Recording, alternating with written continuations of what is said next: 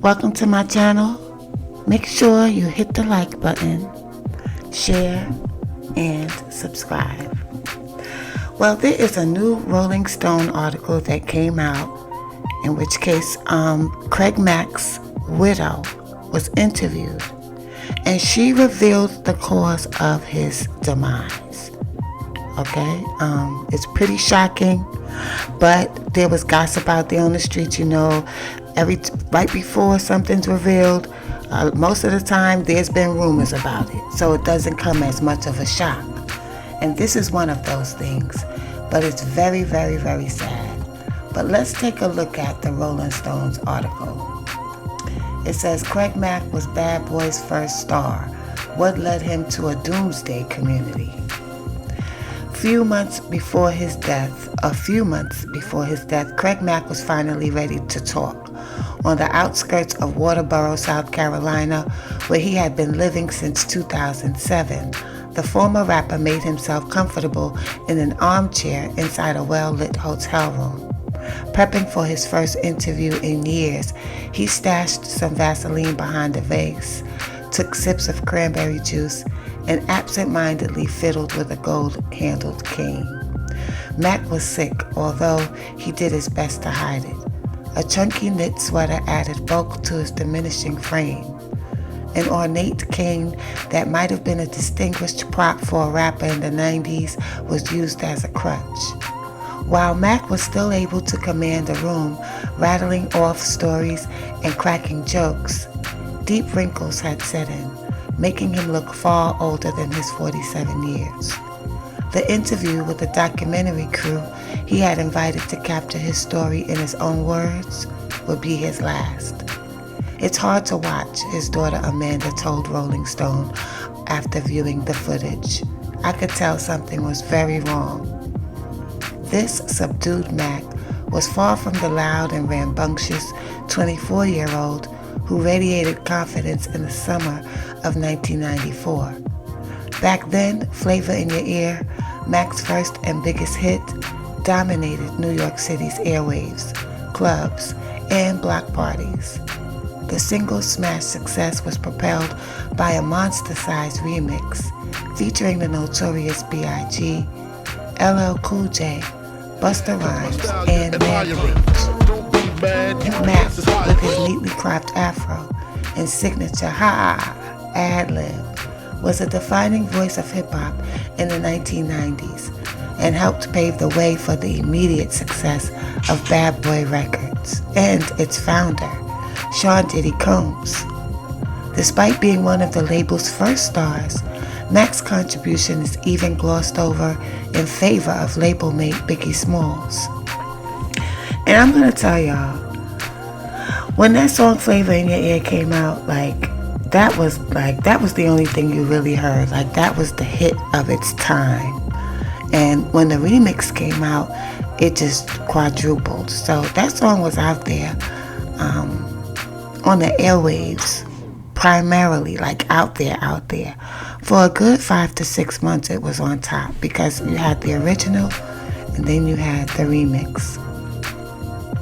He was the first artist of many who limped away from Combs demoralized, destitute, and feeling duped.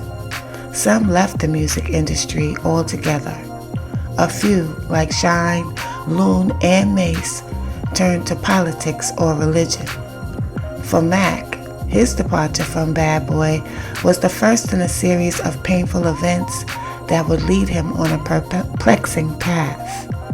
Not long after, he shunned the wickedness of his past and devoted his life to a fire and brimstone, self-proclaimed last-day prophet, who believed barcodes bore the mark of the beast and warned about an imminent Third World War.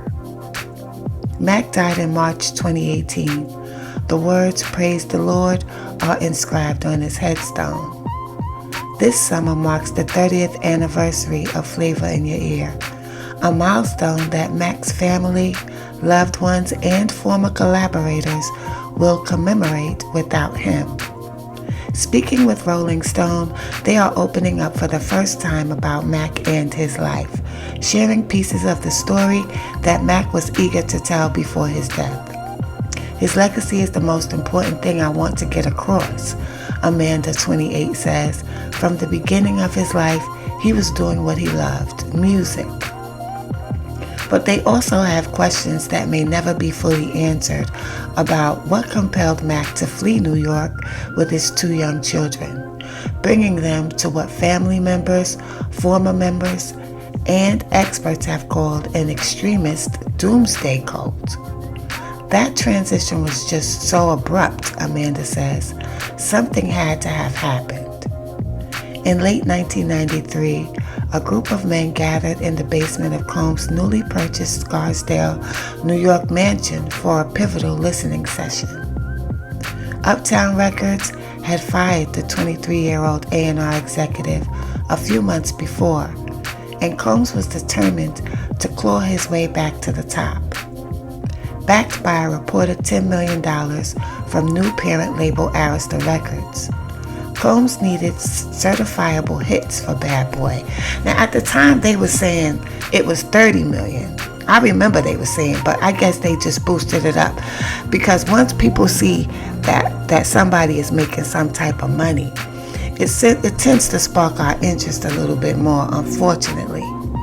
He brought in Mack and the Rappers team to review potential sounds for Mack's debut album, Project Funk the World. As they shuffled through beats from the in-demand producer Easy Mo B, the now iconic 2-note melody that would anchor flavor began to play, reverberating through the speakers. The room erupted. Everybody was going crazy. We were like, "Oh my God," says Gene Nelson, Mack's first co-manager and early hype man. They knew the beat was a pathway to a hit. But on the hour-long ride back to Long Island, where he lived, Mack gruffly told Nelson and his crew, "I didn't like that beat, really." Nelson laughs thinking back on that comment. Going from grade school friends with Mack in Brentwood, New York, to touring the world together, Nelson was more than familiar with Mack's quirks. Craig's always the guy. If everybody goes right, he's gonna go left, he explains. It's one of the things that I love him for, but it's one of the things that also bothered me because it got in the way of business and his well-being. Mack relented, and Easy Mo B's beat, combined with the rapper's skittering, off-kilter flow, made Flavor in Your Ear an irresistible earworm, says Tracy Clarity, radio station Hot 97's music director at the time. From the minute the beat dropped, it was danceable. Hot 97 put the song into power rotation. The Source featured a verse in its massively influential hip-hop quotables section. The song stayed a then record 14 weeks at the #1 slot. So 14 weeks, I knew it was a long time. So that was 3.5 months, okay? It was up there. At the #1 slot on Billboard's Hot Rap Songs and went certified platinum after 4 months. The remix and accompanying music video only furthered Mack's popularity. Rolling Stone put it on the 500 greatest songs of all time, coupled with additional hits, Get Down and Making Moves with Puff. I used to love, can I get down? Get on down, it's time to get down. I used to like that beat, y'all. In those early years, Mack absolutely was the gas in the tank for Combs and Bad Boy, former artist Senior Vice President Lionel Ridenour tells Rolling Stone. A spokesperson for Bad Boy acknowledged that Mack played an essential role in the foundation of the label, and that Flavor in Your Ear not only gave Bad Boy its first hit, but also set the tone for the label's future. The track was the anthem that put Bad Boy on the map, the rep adds, and showcased Combs' hands-on approach in all aspects, including production, styling, and creative direction, which would become a hallmark of the label's success. That's the truth, though. I ain't gonna lie, I was there. That's the truth. That did put Bad Boy on the map, Craig Mack. But as Combs and Bad Boy's stock rose, Mack faltered behind his peers before dropping out of the industry altogether. I just knew how talented this kid was and how much further he could go, Nelson says. But he got in his own way because of the way he thinks. All his experiences at Bad Boy were a creative and financial struggle, says Easy Mo B. I think that's what tailspun him into all of the other different events that he ended up in. This quest for survival. You enter the industry with this love for music, and then when you get there in the music business, you find all these other elements takes you on a whirlwind. That's what I was saying, y'all, when they get up there and see how wicked it can be. By the early 2000s, Mack's glory days with Bad Boy were over, and he was stinging from a failed second project. An early marriage had ended abruptly, and in his early 30s, he moved into his mother's home with his 2 young children. He mainly supported his family through royalties that trickled in from Flavor in Your Ear. Mack also began billing himself as a producer to drum up more cash while working on a third project, the Mack World Sessions. I'm down here in hell with a story to tell, praying to God that my new shit sell. Mack raps on a track titled, Please Listen to My Demo. I'm still confused, still feel like I got used. It was as if the past decade had never happened, and Mack was at a breaking point. One night, he was sitting alone in a car, gun in hand, when he began pleading with God. Mack claims to the documentary team that he had made a deal with the man who was threatening his life because Mack owed him an album he had fronted cash for. Lord, I don't want to do this, Mack says he prayed. But if it comes to getting ugly where somebody is going to be trying to kill me, I'm going to have to do something first to prevent that from happening. It wasn't unusual for Mack to pray. His Christian faith was a constant throughout his life. Mack would frequently quote scripture and have debates on rights and wrongs, like lecturing his former hype man Malcolm Johns about blowing cash at the strip club instead of going home to his kids. He wasn't a partier and turned down booze commercials, not wanting to promote drinking. His former attorney and one-time manager, Paul Instina, says, he put the track When God Comes on his first album, asking the hip-hop community how would they answer to God when the rapture occurs and when Jesus comes back, Easy Mo B says. I never met anybody musically in hip-hop like that to dedicate a song to God at that point. Mack didn't have a particularly religious upbringing, but Amanda recalls her father sharing a pivotal moment from his childhood.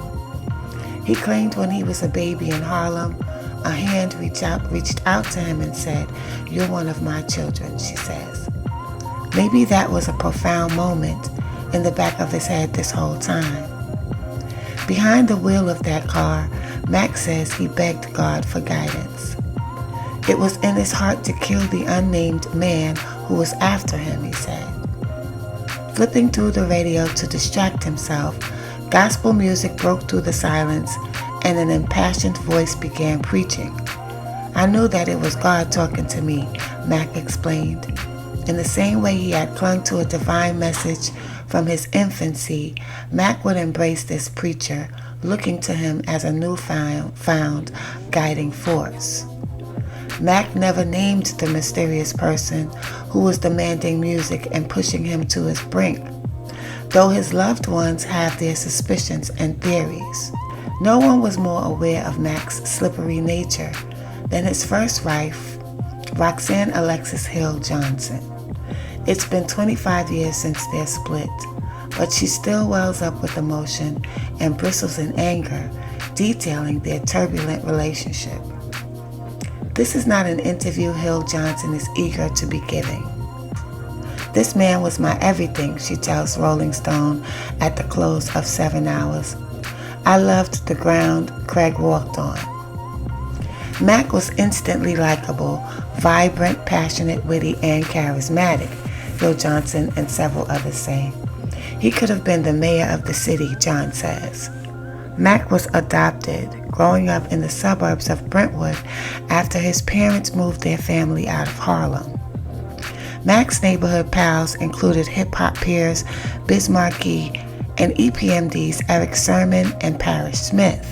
Despite growing up together, Mack's younger brother Andrew is his polar opposite. Logical where Mack was impulsive, although both shared a love of music. Throughout a 2-hour phone conversation, Andrew seemed to have made peace with some of Mack's more curious decisions, equal parts confused and resigned. Craig was very smart, Andrew says. Honestly, I think he was a little bit too smart for his own good. Things started to go wrong early on, Mack's former co-manager Antar Legendre explained in the 2017 documentary Crazy Like That Glue. Puff had on a 3-piece suit in his office. When we walked in, Craig busts out laughing. Mack began to rib Combs, who wasn't amused. The look on Puff's face, Legendre said, I was like, he don't like this. That was the beginning of when we start to see things turn. Mack was a headache for Combs, allegedly showing up to Bad Boy's offices to complain about money, a lack of studio time, and Combs jumping into his music videos, among other frustrations. He spoke to Puff directly about shit he didn't like, Insana explains.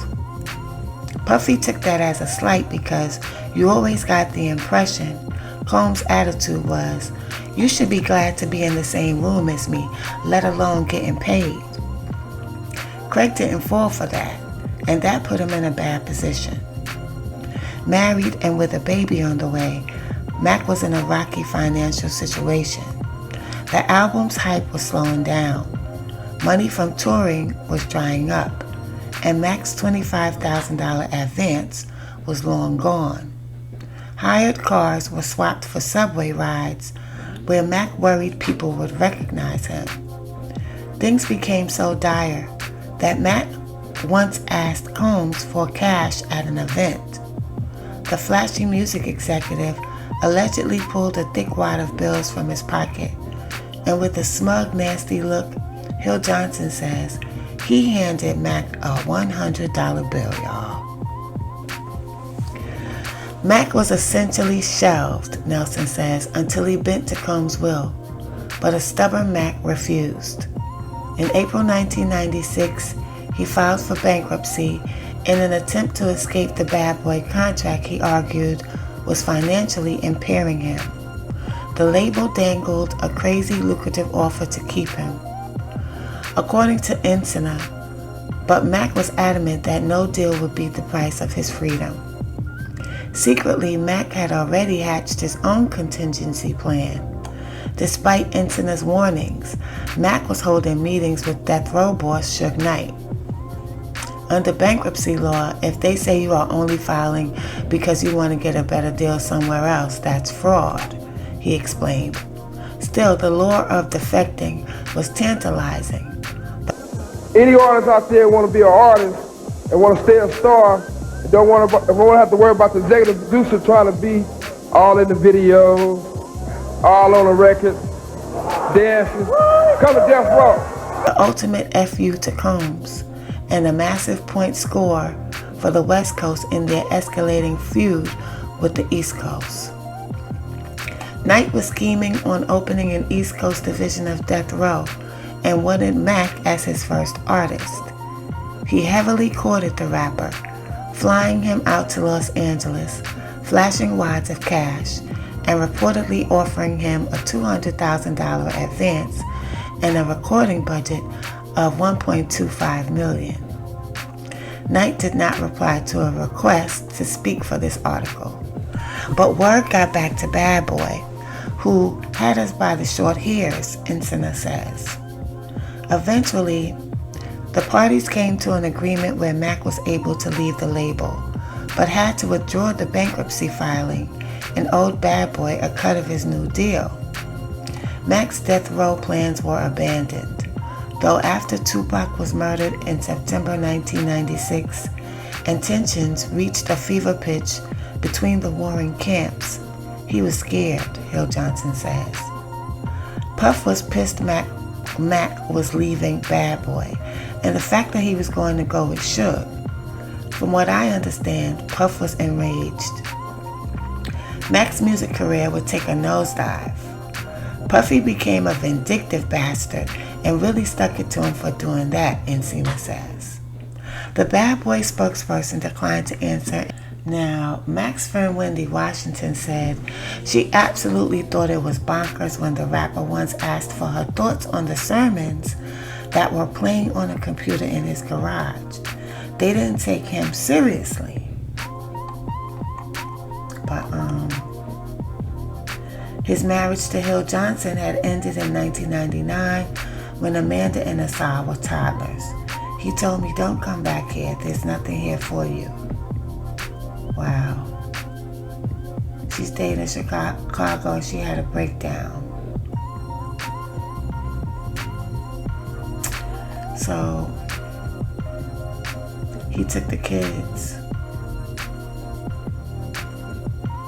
And then he took them to that church. So here it says Mack's health was beginning to deteriorate. He was frequently catching intense colds and had began using a cane.